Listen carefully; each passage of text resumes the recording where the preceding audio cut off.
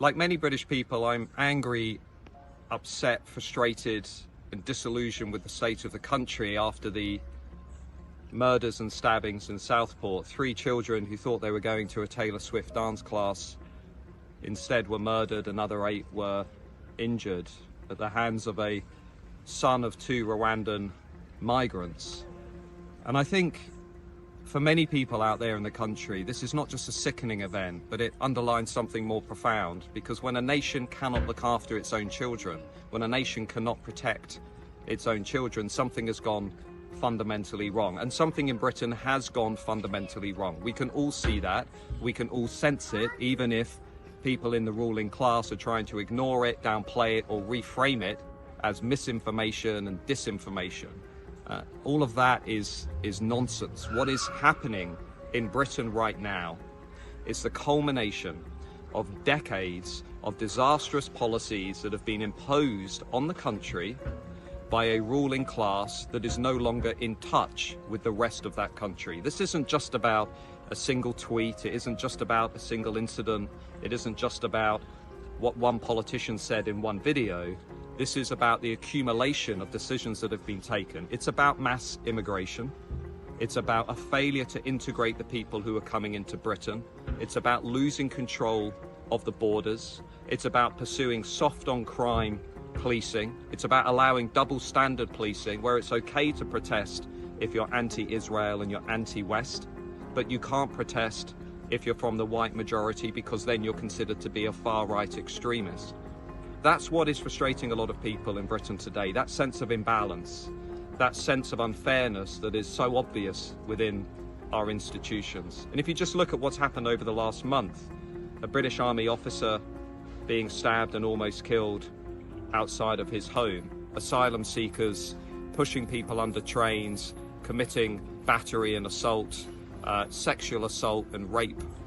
Look at what's happened in Southend with machete-wielding gangs running amok. This is Britain, but it's increasingly looking like the Wild West. And like many people, I'm absolutely fed up with what is happening in our country. And we need to change this conversation, because this isn't disinformation and misinformation. This is about understandable anger. So we need to start thinking about, what do we do about it? Here's what I do about it.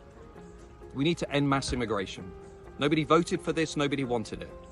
We need to end that policy. It's disastrous. No community can sustain this level of demographic change and come out on the other side as a healthy, vibrant, cohesive community. It's never happened before in history.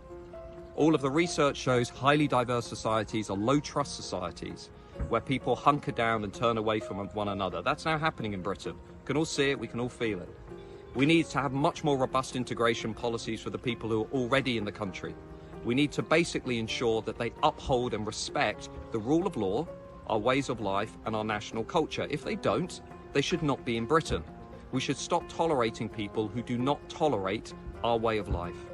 We need much tougher policies on law and order and policing. We should not be allowing, as Labour are doing, tens of thousands of criminals back into society, nor should we be losing control of our borders and allowing 130,000 people into the country who are unvetted, who are very clearly a security risk, as the intelligence services have made clear. And we should do whatever is necessary to regain control of our borders, which means leaving any international European court. We need to start putting the British people, British families, British children ahead of anybody else. Those are the things we need to be talking about doing, not having this bizarre conversation about misinformation and disinformation and being nice to people. As we saw after the Manchester Evening News arena bombings, and as we saw after the murder of Sir David Amess, the elite tend to have a conversation in this country that is completely different from the conversation that is happening elsewhere in the country. And we need to make sure that that latter conversation now starts to take place in the corridors of power. So if you're interested, firstly, join us at our community. We have 40,000 like-minded people at mattgoodwin.org, where we're trying to have a much more realistic conversation about what's happening in the country. And secondly, start exerting your democratic political power and start using that at the ballot box. The current political parties on left and right have fundamentally failed on these issues. We can all see that. Now, we need to stop talking about this. We need to start doing. what we need to do to fix this situation. Thanks for listening. Matt Goodwin. See you soon.